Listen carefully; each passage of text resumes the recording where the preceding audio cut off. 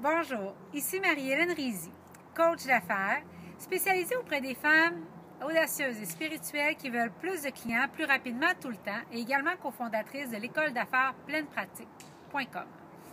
Alors écoutez, cette semaine, dans ma vidéo stratégie de la semaine, est-ce que c'est le temps de rebrander pour vous, d'explorer une nouvelle niche ou encore, est-ce que ce temps-là n'est pas encore arrivé? Alors, je vous explique comment nous avons procédé et que j'ai procédé à travers les années aussi pour positionner mon entreprise à différents moments dans son histoire. En fait, parfois ça fait peur parce que vous avez atteint déjà un premier succès, vous êtes connu pour une chose dans votre industrie et là, vous dites, bon, OK, vous commencez à avoir des nouvelles idées sur un autre sujet que vous voulez exploiter, mais comment le faire sans mettre en péril le succès, la crédibilité et la croissance que vous avez connue et en même temps dire oui à ce que vous pressentez ou à ce que vous avez comme nouvelles idées? C'est sûr que c'est une question qui n'est pas facile à répondre, puis c'est une question qui peut faire peur en affaires. Mais voici ce que moi j'ai appris, ce que nous avons appris, puis ce que nous enseignons aujourd'hui dans l'école d'affaires pleine pratique sur le repositionnement puis comment y aller. En fait,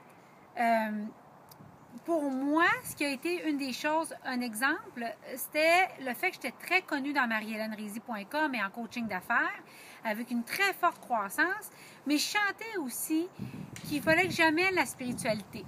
Puis une des façons de faire, c'est de mettre vos pieds un peu dans l'eau. Alors, je commençais à parler un petit peu des anges, je commençais à le saupoudrer un peu sur le site.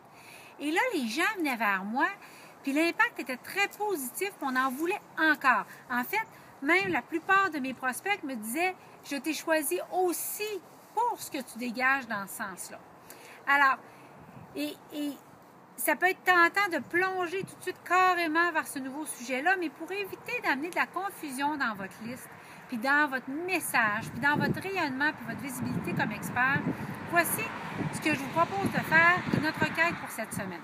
En fait, commencez par tester l'eau, tester des petits aspects, des petites offres sur cette nouvelle idée-là que vous voulez amener ou ce nouveau repositionnement.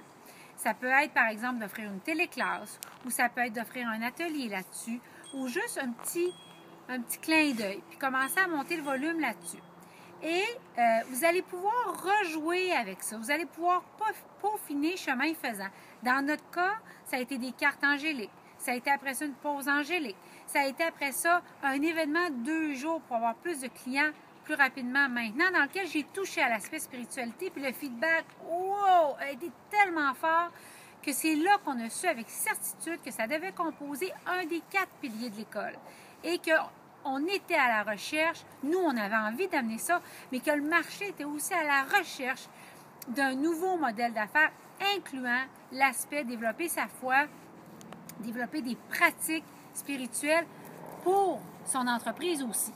Alors, voilà notre vidéo stratégie de la semaine. Je vous invite à commencer à jouer avec ces nouvelles idées-là tranquillement pour tester le marché et voir comment vous allez l'inclure dans votre modèle d'affaires, mais en ayant la certitude que vous allez amener avec vous le succès passé et non jeter le bébé avec l'eau du bain. Pour d'autres meilleures pratiques, je vous invite à consulter école d'affaires pleinepratique.com. Merci.